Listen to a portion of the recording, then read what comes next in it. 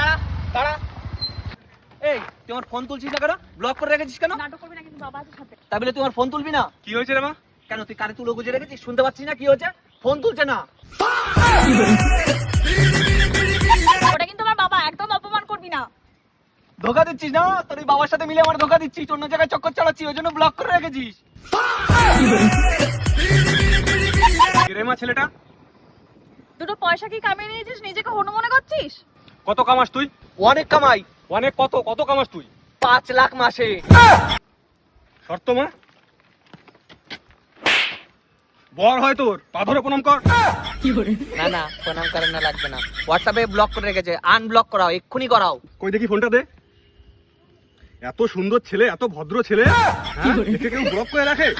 এনে ধর। শ্বশুর, তোমার জন্য এটা 750 পাঠিয়ে দেবো, আর মেয়েকে সন্ধ্যাবেলা রুমে পাঠিয়ে দিও।